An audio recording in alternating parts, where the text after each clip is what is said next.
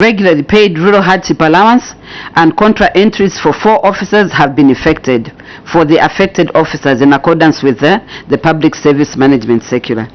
For Lusaka, recoveries for irregularly paid rural hardship allowance and contra entries for 28 officers have been effected for the affected officers, while 1 officer under Lusaka district was transferred to a station which is eligible under Chilanga district in accordance with the Public Service Management Circular.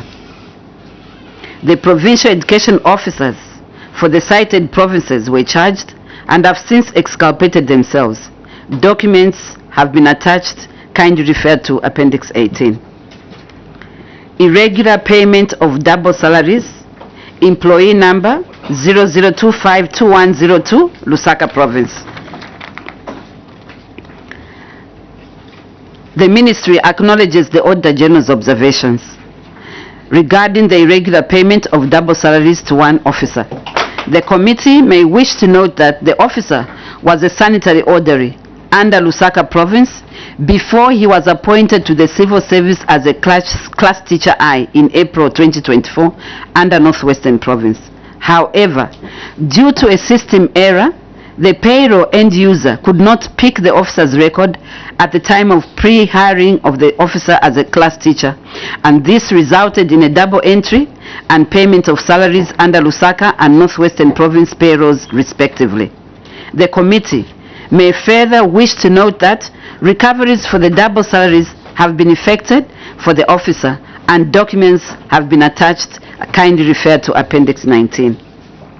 Officers with running deductions on voided accounts. The Ministry acknowledges the auditor's observation. The committee may wish to note that voiding of the bank accounts is not encouraged and supported by the Ministry, as other statutory obligations are still paid on the accounts. However, this was done to enable government not to pay salaries to officers who are not rendering any services. In view of the above, I wish to report as follows. For Central Province, the committee is informed that 2 officers were deserters and were unknown in the province. In order to establish their whereabouts, the district locked their salaries. The officers currently are undergoing disciplinary processes as they still remain unknown. The matter is still being reviewed at the province following the submission and recommendation for dismissal by Chiwombo District Education Board Secretary's Office. The committee may also wish to note that 1 officer resigned from the public service and was terminated from the payroll, and all the salaries which were paid to the officer when the officer was not offering a service will be recovered from the officer's terminal leave benefits once the authority minute from the Teaching Service Commission is received. The province has been informed to urgently process the disciplinary cases to the Ministry Headquarters Disciplinary Committee. For Eastern Province, the committee may wish to note that 3 of the 5 officers cited under the province have been dismissed and terminated from payroll, while 1 officer's case was resubmitted to the Ministry for onward submission to the Teaching Service Commission. Further, 1 officer resigned from the public service and was terminated from the payroll. All salaries that were paid to the dismissed officers and the officer who resigned have been calculated and will be recovered from the officer's terminal leave benefits. For Northern Province, the committee may wish to note that 2 officers whose payroll was in Northern Province but working in Lusaka Province had died, and their accounts were voided instead of being terminated from payroll, as the district did not have the death records. The officers have since been terminated from the payroll following the submission of death certificates from Lusaka Province. Further, the committee may wish to note that 2 officers were pre-hired using different NRCs. The positions with the wrong NRCs were voided instead of being delimited. The province corrected the anomaly and the records with the wrong NRCs were delimited following guidance from the Accountant General's Office. You may further wish to note that 1 officer had provided 2 different account numbers with different bank banks at the point of pre-hiring. The officer was paid on both accounts. Thereafter, one record was zeroed. The wrong salary paid to the officer is being recovered from the officer. Going forward, the committee is assured that the ministry will strive to continue to engage payroll end users in the provinces and districts to expeditiously recommend for taking of salaries and process of disciplinary cases for officers found wanting, to avoid third-party obligations, statutory and other non-statutory obligations running on the payroll system. The provincial education officers for the cited provinces were charged and have since exculpated themselves. Documents are attached at Appendix 20.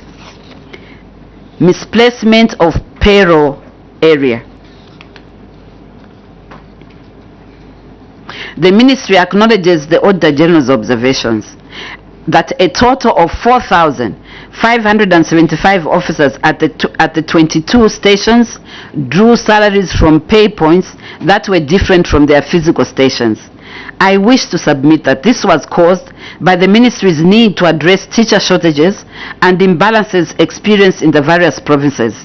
The misplaced teachers were redeployed or reassigned to the cited stations to address the following: 1. Balance the teacher-pupil ratios. 2. Address identified specific schools' teaching gaps. 3. Ensure equitable distribution of teachers across urban and rural areas.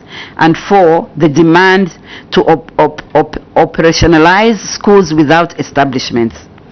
The ministry remains committed to mitigate the misplacements of officers through policy reviews and improving teacher deployment processes by ensuring equitable deployment of officers during recruitment exercises. Further, the ministry will continue engaging the Treasury to grant full establishments to schools operating without Treasury authority. Non-deduction of statutory contribution, that is pension, from eligible officers, Southern Province. The ministry acknowledges the Auditor General's observation that non-deduction of statutory contributions or pensions from 106 officers in 14 districts eligible officers under Southern Provinces. The committee may wish to note that this was due to the non-activation of one of the info types on the payroll system by the payroll end user at the time of pre-hiring of the officers following their recruitment as teachers. However, I wish to report that management has since introduced the statutory contribution for all 106 officers under Southern Province. Further, the Provincial Education Officer Southern Province has been charged for the non-deduction of statutory contributions, pensions from the 106 officers. Documents have been attached at Appendix 21. Failure to remit pay as you earn. The ministry acknowledges the Auditor General's observations regarding the failure to remit pay as you earn for 44 officers. Northwestern Province. The committee may wish to note that the delay in remitting pay as you earn was as a result of online changes on the Zambia Revenue Authority system. The officer responsible had not with the system, coupled with the network challenges to access the same system. However, I wish to report that the province remitted a total of 144,033 kwacha of the outstanding pay as you earn to ZRA, and the officer who was responsible for remitting of the pay as you earn was charged accordingly. All documents supporting that the payments were made to ZRA and charge data are available. Further, the Provincial Education Officer for Northwestern Province has been charged for failure to remit pay as you earn deducted from officers' emoluments. Eastern Province. The committee may wish to note that Eastern Province has remitted 30,634 kwacha, leaving a balance of 236,772 kwacha, which will be paid once funds are available. Further, the Provincial Education Officers Eastern Province and Northwestern Provinces were charged for failure to remit pay as you earn deducted from officers' emoluments, and they have since exculpated themselves. Documents are attached and kindly refer to Appendix 22. Salaries paid to deserters. The ministry acknowledges the Auditor General's observations regarding the paid salaries to 2 officers who were absent from duty for periods over 12 months. I wish to report to the committee as follows: that for Southern Province, the committee may wish to note that the officer cited was engaged by the ministry as an assistant teacher and trained teacher in 1975. The officer continued rendering a service without formalizing her appointment as a class teacher. After attaining the mandatory retirement age of 60 years, the officer left her station without authority. In 2021, the district recommended for termination of the appointment of the officer to the Permanent Secretary, Provincial Administration, Southern Province, which was not acted upon. The ministry has since blocked the officer's salary, and the officer's salaries paid after retirement will be recovered from the officer's pension and refunds. Further, the Provincial Education Officer, Southern Province, has been charged for the payment of salaries to the deserters. Western Province, the committee may wish to note that the officer is currently undergoing disciplinary process.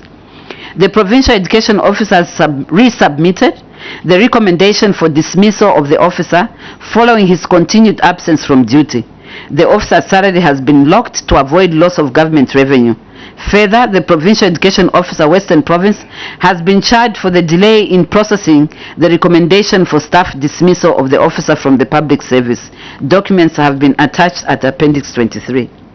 Unaccounted for officers. The ministry acknowledges the observation by the Auditor General regarding the 27 officers at 4 stations who were unaccounted for at the time of the audit.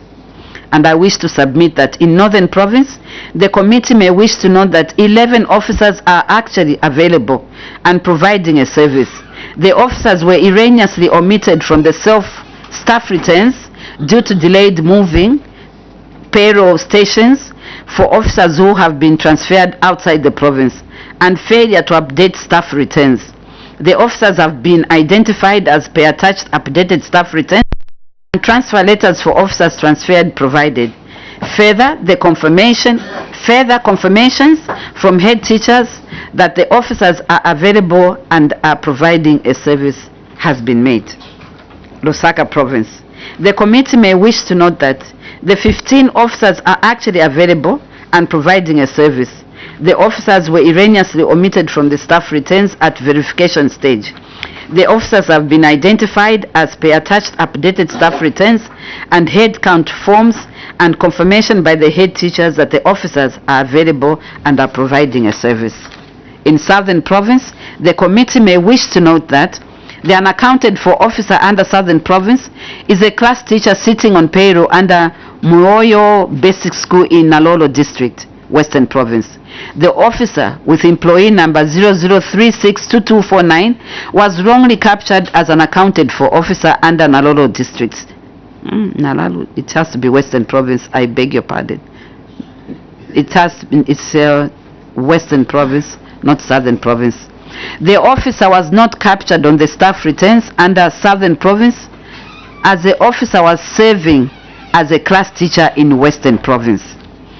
As an intervention to avoid unaccounted for officers, the ministry, with support from its partners such as the World Bank ZIP in particular project, are currently developing a human resource information system that will be linked to other systems such as the Payroll and Teaching Council of Zambia teacher database to track teachers whenever they are moved to different stations in the ministry, and documentation has been attached at Appendix 24.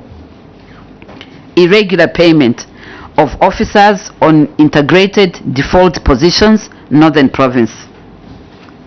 The ministry acknowledges the Auditor General's observations that 2 officers at 2 stations under Northern Province were cited for occupying integration default positions on the payroll. The committee may wish to note that this was as a result of an incomplete termination process on the payroll system by the payroll end user. Hence, some deductions and payments continued to run despite the termination of the 2 officers. I wish to submit to the committee that the terminations are now completed in the payroll system, and all monies paid to the 2 employees will be recovered from their terminal leave benefits. See attached copies of computation of the terminal leave benefits, which show the recoveries of the monies paid. Documents are attached to Appendix 25. Management of liabilities. Failure to settle outstanding obligations. The committee may wish to note that the outstanding debts in amounts totaling 677,773,422 kwacha in respect of leave terminal benefits, repatriation and leave travel benefits, among others dating as far back as 2014, has been dating as far back as 2014. There has to be a comma there. This has been because of broader national treasury cash flow challenges, coupled with a recent massive teacher recruitment. However, the ministry has proactively and consistently engaged Ministry of Finance and National Planning to clear the outstanding debts. We are pleased to report that these efforts are slowly but steadily yielding positive results. A clear indicator of these efforts is that the outstanding debts has since reduced from 1,191,471,229 kwacha in 2023 to 677,773,422 as at 31st July 2025. The ministry will continue to engage Ministry of Finance and National Planning to ensure that the outstanding obligation amounts are settled. Procurement of goods and services expenditure, irregular cash withdrawals. The committee may wish to note that the ministry considers the irregular cash withdrawals at Mongu College of Education and Manyama Day Secondary School as unacceptable because qualified and experienced professionals man these offices. However, I wish to report as follows: that at Mongu College of Education, the committee may wish to note that the college principal has since been charged and subsequently suspended for a period of 2 weeks for failure to adhere to financial regulations. At Manyama Day Secondary School in Kalumbila, the committee may wish to note that this was attributed to the fact that the officer who was carrying out accounting works was untrained. The ministry has since deployed a qualified accounting officer to the school. I am confident that such issues as irregular cash withdrawals will never recur, as these new officers have been oriented before deployment. Further, the provincial education officers have since been charged for failure to supervise their subordinates. Charge letters are attached at Appendix 26. Questionable facilitation of a service provider. The committee may wish to note that the invitation for training was done by Zambia Public Procurement Authority, ZPPA, who are currently in charge of the e-government procurement system, EGP, as well as the regulators of the Zambia Public Procurement Act. The mandate of Zambia Public Procurement Authority, ZPPA, pursuant to Section 62K of the Public Procurement Act No. 8 of 2020, has been mandated to coordinate and promote capacity building and professional development in the public procurement system. The Act mandates the authority to coordinate and promote capacity building and professional development in the public procurement system. It should equally be noted that ZPPA has a policy to collaborate with other training providers in the province of training through signing of memorandum of understandings to conduct training programs in order to enhance skills and professional development. In view of the above explanation, the training was invited by ZPPA, who in turn partnered with Alliance Procurement and Capacity Building Limited as per their policy. It should be their policy. The ministry, therefore, had not handed in the engagement of a private limited company, as everything was being done through ZPPA as per their mandate.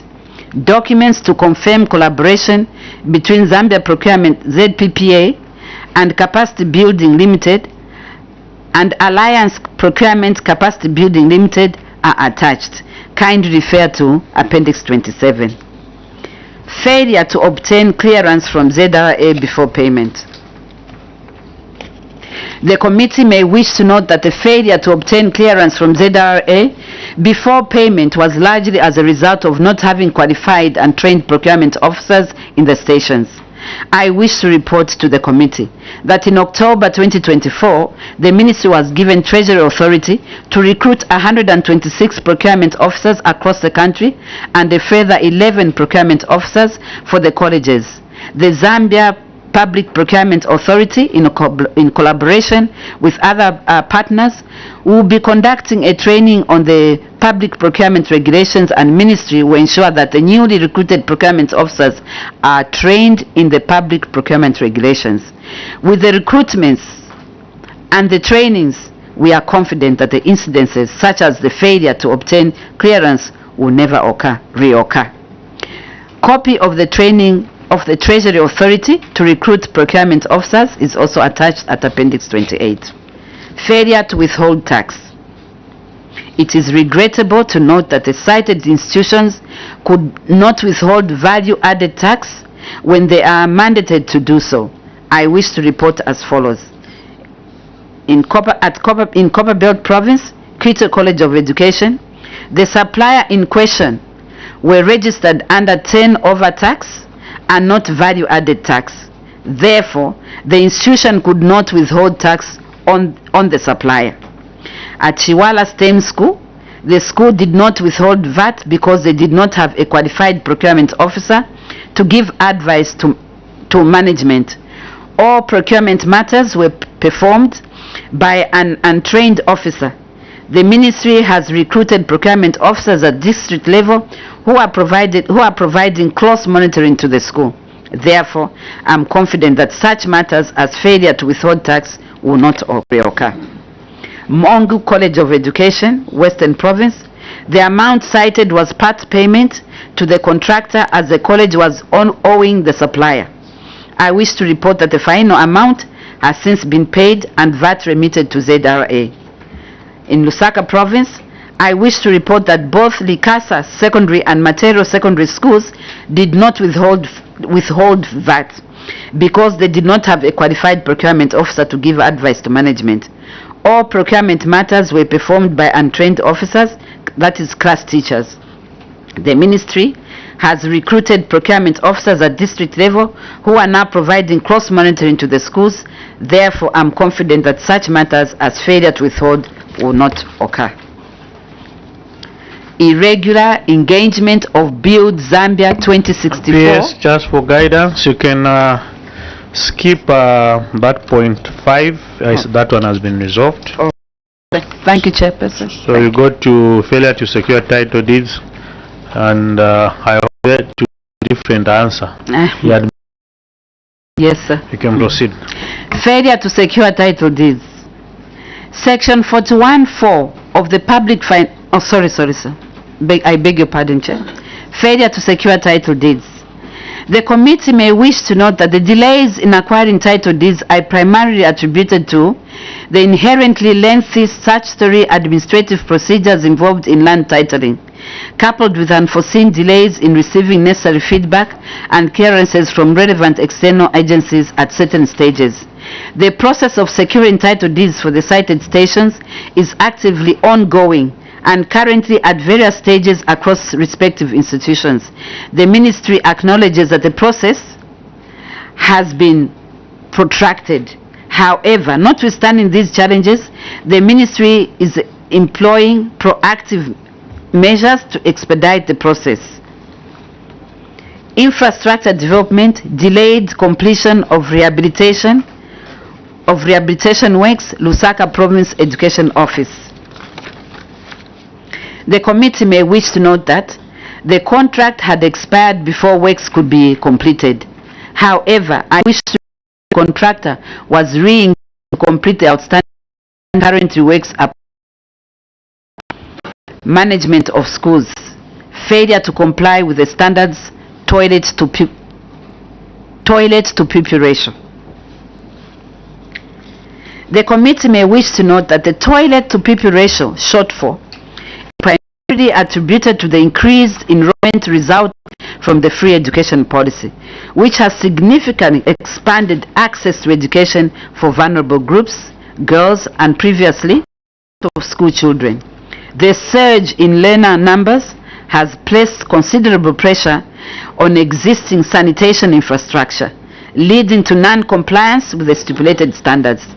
The ministry, in collaboration with the partners such as Ministry of Water Development and Ministry of Local Government through CDF, is constructing waterborne toilets in various districts across the country. Additionally, is ensuring that all newly constructed schools are designed with adequate sanitation facilities that meet the required standards of 1 toilet per 20 girls and 1 toilet and urinal per 25 boys, along with appropriate hand washing stations and incinerators. I wish to assure the committee that the ministry is committed to ensuring that the issue of sanitation in schools has urgently been resolved, and progress has since been recorded. The issue of toilet to pupil ratio was also raised in the Auditor General's report for the financial year ended 31st December 2023, and the Office of the Auditor General conducted a physical verification in August 2025. That revealed that the construction of waterborne toilets was in progress in various districts. This matter has since been recommended for closure in 2023 Treasury Minute. Inadequate water points and sanitation facilities in schools. The may wish to note that the inadequate water points and sanitation facilities in schools is largely attributed to the substantial increase in pupil enrollment following the implementation of free education. While the policy has successfully expanded access to education, it has also placed considerable strain on existing water sanitation infrastructure, which was not originally designed to support such high numbers. Has taken corrective actions by prioritizing the enhancement of water sanitation in wash infrastructure. These actions include additional blocks in both primary and secondary schools under ongoing infrastructure programs such as ZEAL, the Enhancing Early Learning ZEAL, and the Keeping Girls in School KGS initiative. The ministry is also drilling and equipping new boreholes and upgrading existing supply system to increase water access capacity. Furthermore, wash facilities are being integrated into all new construction projects to ensure adequate provision aligned with the projected enrollment. The ministry is working to develop oriented partners, including the Constituency Development, Keepers Zambia Foundation, and other stakeholders to support infrastructure improvements. These aimed at improving compliance with the recommended service ratios and ensuring a safe, healthy, and conducive learning environment for all pupils. Payment to suppliers without tax clearance certificates. The committee may wish to note that the payment to suppliers without tax clearance certificates in schools in Western Province and Matero Secondary School was largely as a result of not having qualified and trained procurement officers in the stations. I wish to report to the committee that in October 2024, the ministry was given Treasury authority to recruit 126 procurement officers, and as such, Mulobezi and Mandi district education officers are beneficiaries to the newly recruited procurement officers. With the recruitments and the trainings, we are confident that the incidences such as failure to obtain clearance will not occur. Copy of Treasury Authority has been attached at Appendix 30. Failure to settle outstanding bills. I wish to report as follows. In Eastern Province, the committee may wish to note that the accumulation of ZESCO bills at Chama Boarding and Chizongwe secondary schools was attributed to the school's use of electrical pots, which made ZESCO bill unsustainable. Further, Chizongwe Secondary School has not yet delinked staff houses from the school grid, and this also contributes to the high ZESCO bills. The outstanding bills for ZESCO for the two schools have since been submitted to Ministry of Finance and National Planning for settlement under dismantling of arrears. In Southern Province, I wish to report that the bill of 1,184,600 broken down as follows: stationery 21,160. This was due to limited resources compared to expenditure caused by pupils' assessment and procurement of learning and teaching materials. However, the outstanding bill of 21,160 has since been paid. Boarding supplies, 121,490 kwacha. The amount was owed to suppliers for supplying food items to cushion on government grant for the year 2025. The institution has since settled the amount to the suppliers. The balance was as a result of huge water bills that the school was receiving every month because the water reticulation system at the school is old, with galvanized pipes which had gotten corroded and was leaking in a lot of places, thus the high bills. However, I wish to report that the ministry facilitated for the rehabilitation and replacement of the old galvanized pipes. From these actions taken, the water bill has gone down from around 40,000 to now less than 20,000 kwacha per month. Further, the school has submitted the outstanding amount owed to SWASCO to Ministry of Finance and National Planning for settlement under dismantling of arrears. Head 80, Ministry of Education, Zambia Enhancing Early Learning, that is ZEAL project, budget, funding and expenditure.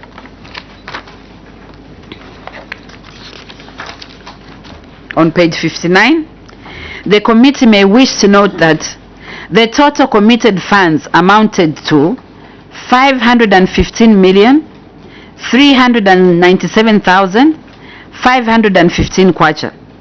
As illustrated in the table, this amount represents successive annual budgets that were carried forward and executed sequentially. Specifically, the 2022 budget was carried forward and implemented in 2023, while the 2023 budget was carried forward and implemented in 2024. Consequently, the 2024 figures consolidate activities and expenditures from the preceding fiscal years. The underutilization of funds under the annual work plans and budgets was primarily attributed to the following factors: change in scope. The project was initially designed to provide VIP latrines for all sites without access to the national grid. However, following the presidential directive to discontinue the construction of VIP latrines and transition to waterborne sanitation systems, implementation was delayed as the ministry and the World Bank worked towards agreement on the revised technical designs and the associated cost implications. As a result, some activities under subcomponent 1.2 were dropped to redirect resources in support of the presidential directive under component 1.1. Further, the budget allocation under subcomponent 1.2 was reduced from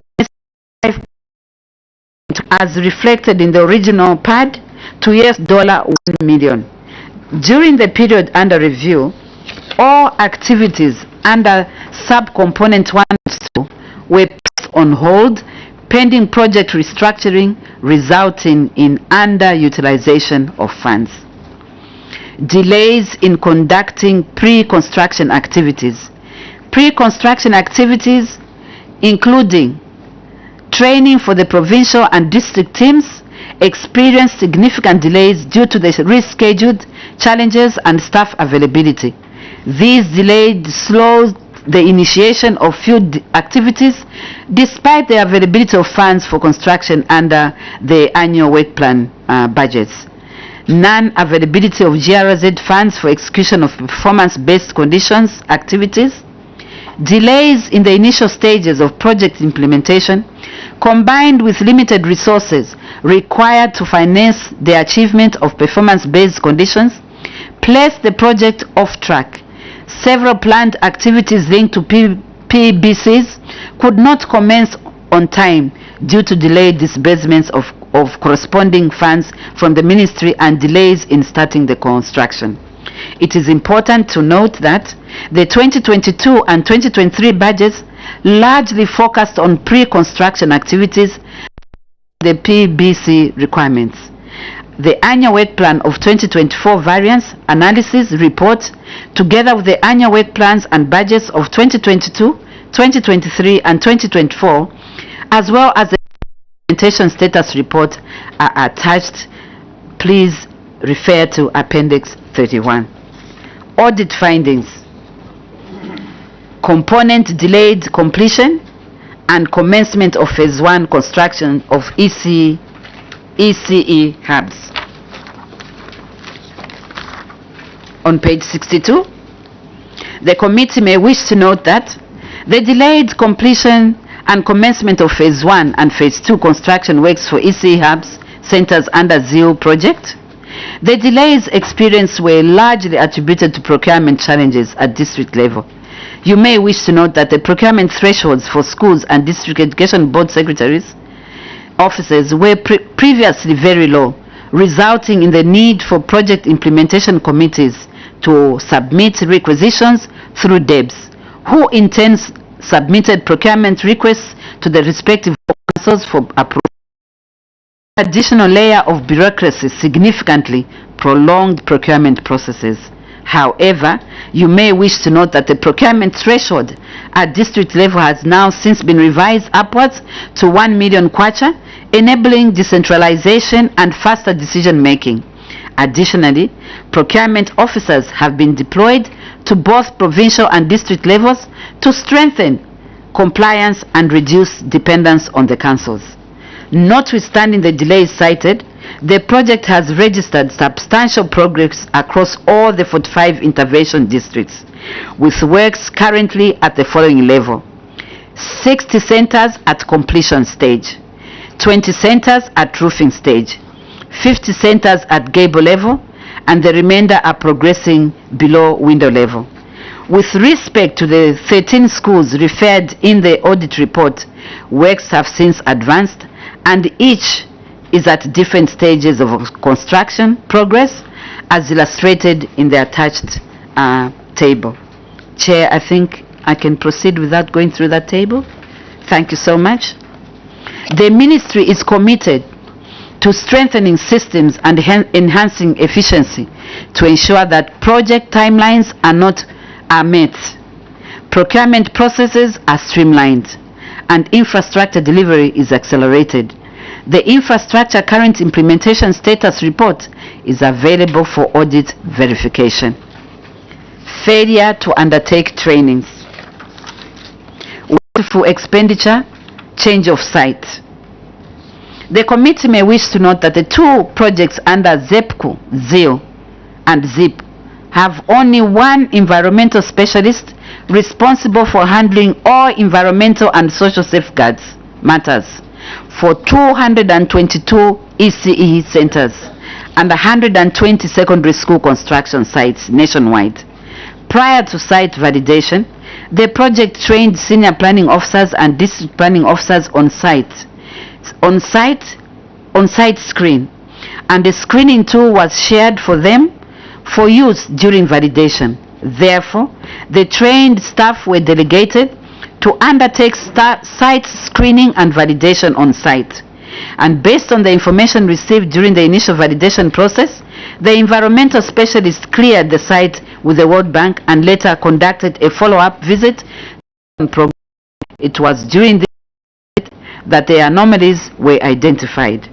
The change of site from the initial location to the current one within the Luangwa Primary School premises was necessitated by critical factors that only became apparent after the initial validation. Although the standard validation process was undertaken and met all the project requirements at that time, it was compromised by incomplete and inaccurate information provided by the local community.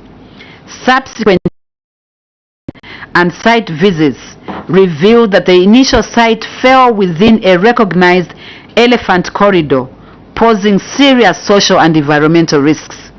For this reason, the project team made the decision to relocate the site to a safer and compliant area, and by the time the project had already incurred costs associated to excavation works amounting to 12,463 kwacha 3 ngwe. We therefore request that 12,463 kwacha 3 ngwe stands as a charge against project funds. Management has intensified capacity building training to mitigate such risks in future. The ministry will ensure that future projects should employ adequate experts to cover all the project requirements at initial stages. The ZEAL training reports at ESS and site visit environmental expert report are attached and kindly refer to Appendix 32. Obtaining materials at excessive costs. The committee may wish to note that the decision to procure blocks from Lusaka was necessitated by the unavailability of quality blocks within Nyimba district and surrounding areas. To avoid disruption of the construction works, the school opted to source materials from Lusaka, where the supplier confirmed immediate availability and the unit price was more competitive than the alternatives. Notably, quotations obtained from both Lusaka and Chipata suppliers showed that the unit cost of blocks from Lusaka was lower than those from Chipata. Regarding transport costs, the amounts incurred were largely influenced by the difficult terrain and poor road infrastructure leading to the project site. While the transport distance from Chipata to Nyimba is approximately 210 kilometers, from Lusaka to Nyimba approximately 335 kilometers, the delivery route to the school required crossing a stream without a bridge. This condition necessitated the transshipment of blocks between tracks, which significantly increased handling and logistical expenses regardless of the point of origin. Even though transport from Lusaka is slightly higher than Chipata at 140,000 versus 130,000, the material costs from Lusaka is significantly lower due to cheaper unit prices. Therefore, materials account for the largest portion of the total cost. In this regard, Lusaka remains the more economical option overall. The net savings of 39,914 kwacha will be reallocated to other project needs or used to offset other logistical costs. Based on the cost comparison, more cost-effective source of procuring goods for the project. It offers lower material costs that outweigh the slightly higher transportation costs. Supporting documentation, including quotations from suppliers and minutes of the procurement committee meetings, are attached at Appendix 33. Failure to procure labor for construction, Chizela Primary School. The committee may wish to note that budget shortfall resulted from an initial planning oversight at Chizela Primary School in Mfumbwe district, where a larger share of funds was allocated to materials. Corrective actions taken. Revised budget and supplementary funding. The project implementation committee secured additional funding to cover labor costs, allowing work to resume and continue according to a revised schedule. Strengthened oversight. The provincial and district education offices have provided guidance to ensure all future spending strictly adheres to the approved work plan and financial regulations. The school management has been advised that labor payments are milestone based and should follow the payment stages. Management is committed to the project's timely completion and is reinforcing internal controls and resource management to prevent a recurrence. A detailed progress report is attached at Appendix 34. Excess procurement of building materials. The committee may wish to note that Mukubwe Primary School engaged its supplier, Mwaromi Construction and Supply Limited, to exchange the surplus comfort wires for other construction materials valued at 29,050 kwacha. This exchange has since been concluded and the replacement materials have been delivered to the site. Further, Ngawe Primary School has also agreed with the supplier to trade off 35 unused comfort wires in exchange for quarry dust required to support ongoing works. The supplier has delivered the materials. To mitigate the reoccurrence of similar issues in the future, the Ministry has issued a circular to all project implementation committees, instructing them to ensure that material requisitions are submitted to the resident engineer for review and approval prior to procurement. Further, all material requisitions shall henceforth only be raised and authorized by the technical supervisors to strengthen internal controls and accountability. Relevant delivery notes, correspondence, supporting documentation have been attached at Appendix 35. Failure to withhold and remit VAT. It is regretted that Mukumbo Combined School made payments to various suppliers of goods and services without withholding 32,304 kwacha. The committee may wish to note that the Ministry has written to ZRA to notify them of the anomaly and to request the ZRA consider recovering the outstanding VAT using their internal mechanism as appropriate in line with ZRA circular, which put a halt to withholding VAT. The letter to ZRA has been attached at Appendix 36. Head 80, Ministry of Education, Zambia Education Enhancing Project ZIP. Project background. No, I beg your pardon. The controlling officer submission. It is regretted that at the time of audit, 78 activities were not implemented. However,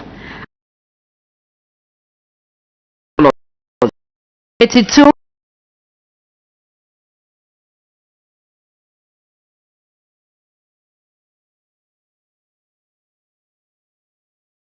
procurement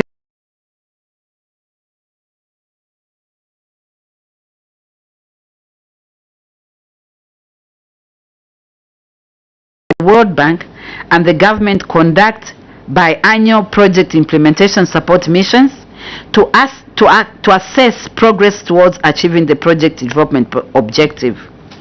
During each mission, all activities are reviewed and joint decisions are made to retain, restructure, or drop certain activities.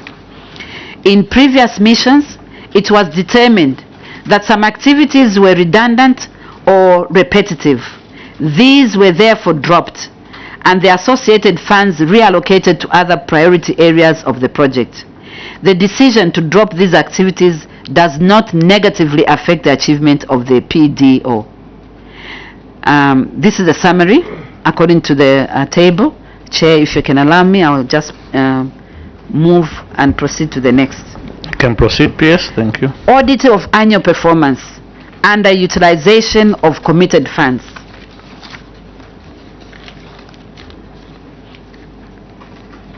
Submission. I acknowledge the auditor's findings regarding the underutilization of project funds and wish to provide the following clarification. The underutilization resulted from the project's restructuring process, which lasted nearly 1 year from July 2022 to August 2023. During this period, the government and the World Bank agreed to revise project activities and redesign the school infrastructure to incorporate modern facilities for the secondary schools under the expanded ZIP initiative. These negotiations required reallocation of funds from other components to the access component to ensure adequate resources for constructing the 120 secondary schools. To prevent procedural complications during this reallocation, the World Bank advised the ministry to temporarily freeze expenditures and halt activity implementation. Documentation detailing the funds allocated per component, both before and after restructuring, was available for verification and supports the World Bank's guidance. After the freeze, the majority of the activities carried forward from the previous years, as well as the subsequent activities, have been implemented by 30th October 2025 and utilized about 687,423,096 kwacha 57 ingwe, translating into US dollar 25,272,907 $96. Further, budgets for 2 construction sites, Matero, Chikonkwelo secondary schools, have not been executed to date because the sites were undergoing social issues. For Matero, land given to the government was not sufficient to build a secondary school, while at Chikonkwelo sites, 2 communities were in conflict. Kindly refer to Appendix 37. Project implementation progress. Component increase equitable access to secondary education. Chair, I'll jump page 73. It's a table. Engineering services installation in the parent ZIP schools, drilling and equipping of boreholes. At page 75, it is regrettable that the advance payment security bonds for Kayombo Technical Limited, Malsam Construction, SMR Construction, and Sunshine boreholes expired and were not renewed before the contracts were fully executed. The committee may wish to note that the advance payment guarantees for SMR Construction and Sunshine boreholes were not renewed as at 25th April 2025 because their contracts had already been fully executed and the certificates of completion have since been issued. With regards to Malsam Construction, a reminder letter was issued on the 5th of November 2024, which the vendor acknowledged committing to renew the guarantee. However, as at time of the audit, the vendor had not done so.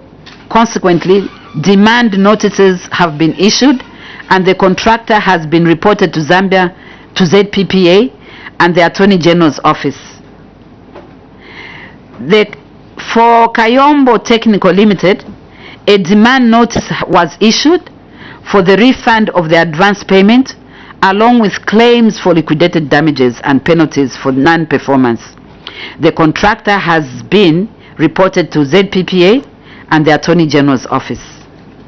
The lapse resulted from weaknesses in contract management which led to disciplinary action being taken against the officers responsible. Physical verifications. The committee may wish to note that 11 boreholes that had not been drilled, 3 boreholes that were drilled but were not equipped with hand pumps, and 6 dry boreholes the contractor has not been paid. Further, schools have been authorized to engage drillers within their localities to ensure timely service delivery. The ministry disbursed funds through the provinces for the procurement of pumps and diesel generators to facilitate the pumping of water from nearby alternative sources. Works are progressing well. Kindly refer to Appendix 38. Questionable award of contract, Kayombo Technical Limited. I acknowledge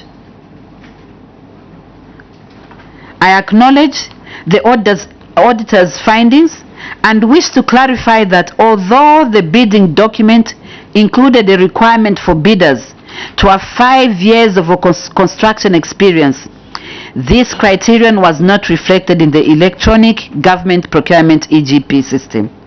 The EGP system only captured experience in drilling and equipping boreholes. Kayombo Technical was selected on this basis as the company submitted 2 references demonstrating relevant experience in drilling and equipping boreholes. Attached is an extract from the EGP system, kindly refer to Appendix 39. In this regard, a physical verification conducted in Northwestern Province in March 2025 at 16 schools out of 24 schools where Kayombo Technical Limited was contracted to drill boreholes revealed that the 16 boreholes were neither drilled nor equipped as shown in Table 11 below. The committee may wish to note that Kayombo Technical Limited has been issued with a demand notice for refund of advance payment, claim for damages, and penalty for non-performance. The contractor has been reported to ZPPA and the Attorney General's Office for non-performance of the contract. Further authority has been granted to schools to procure drillers for the 16 sites. Supply and delivery of home economics equipment. The auditor's findings are acknowledged, and I wish to submit that Luansha Agro, Black Diamond, and Leslie Howard Investments have completed their deliveries. Kindly refer to Appendix 40. Under delivery of home economics equipment, the committee may wish to note that at the time of audit verification, the cited suppliers had not completed delivering the equipment to the targeted schools. To ascertain the under-delivery of the 5,518 pieces of materials to the schools, the provincial education officers have completed the verification exercise. To this effect, the project implementation unit has started analyzing verification reports, and in due course the committee will be updated on the actual delivery of the pieces of materials. I wish to inform the committee that at this point in time, none of the suppliers have been paid the final payment of 75% until after the completion of the analysis. Kindly refer to Appendix 41. Delivered goods not meeting technical specifications, Lusaka Province. The committee may wish to note that Cameron Investments that has admitted to delivering a measuring cup that did not meet the specifications and accepted to be paid the final amount less cost of item. The ministry, however, is yet to conclude with Voyage Enterprises Limited on the delivery of items which did not meet the specifications. I wish to further state that the analysis of verification exercise reports for all items is underway, and only suppliers who delivered according to the ministry specifications will be paid in full. Kindly refer to Appendix 42. Supply and delivery of laboratory equipment and reagents. Failure to deliver equipment. I acknowledge the auditor's findings regarding the status of laboratory equipment and reagents at the time of the audit. I wish to report that a verification exercise was conducted across all 82 schools. The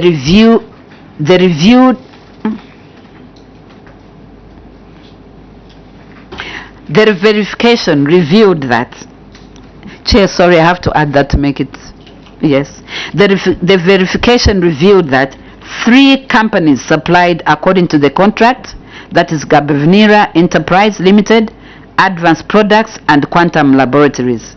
However, at the time of verification, Biognics had not delivered the required items, and consequently, a warning letter was issued to the supplier. Kindly refer to Appendix 43. Failure to renew performance bonds.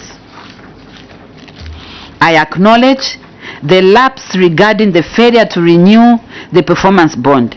The performance bond for advanced products Zambia has since been renewed and still valid. The supplier has delivered all the required items. The performance bond for Biogenic Limited has not been renewed, despite the ministry having written to the supplier on the 5th of November 2025 to remind them to undertake the renewal. Despite the ministry having written to the supplier on the 5th of November to remind them to undertake the renewal. Kindly refer to Appendix 44. Procurement matters. Payments to suppliers without clearance from Zambia Revenue Authority. I acknowledge the finding regarding payments made to suppliers without clearance from the Zambia Revenue Authority. The officers responsible have since been charged for failure to garnish before they are effecting the payments.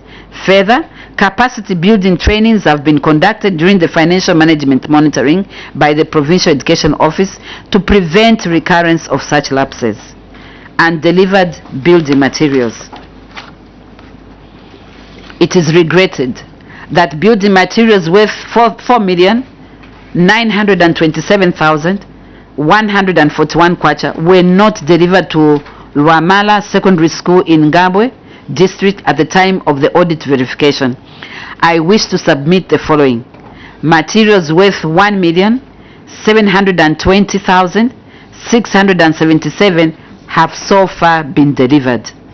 Given the excessive delay in fulfilling the remaining deliveries, the school has issued a final demand notice to the supplier stipulating a strict deadline for full delivery. The officers involved in making the payments before delivery of the building materials, including the District Education Board Secretary, have been charged in accordance with the applicable disciplinary procedures. Charge letters, payment vouchers, GRN for delivered items are attached at Appendix 45. Other accounting irregularities: failure to withhold value-added tax.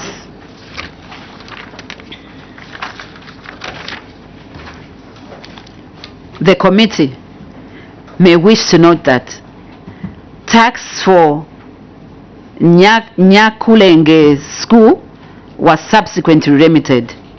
Furthermore, I wish to submit that the suppliers for Southern Province were classified as turnover tax suppliers, therefore VAT was not withheld as outlined below. At Buchebuche Secondary, Chimoyo General Dealers is registered for TOT.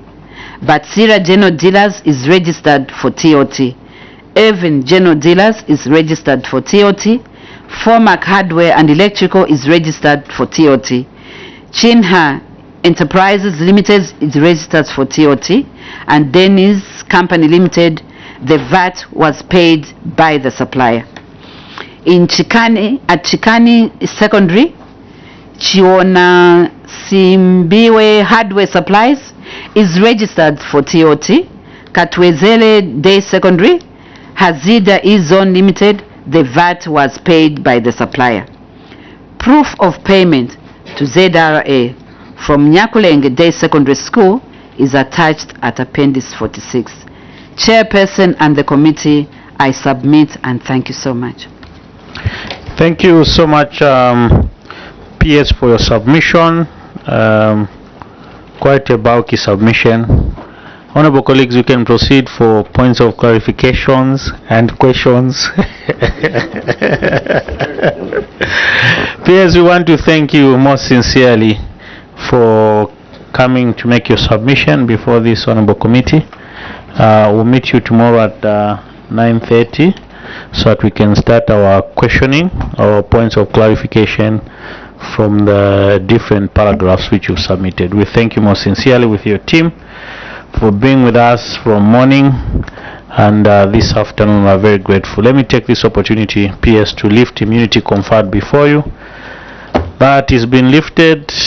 You are free to go whatever you speak with members outside, you're on your own.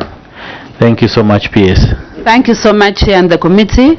Most obliged, and permission to take leave. Thank you.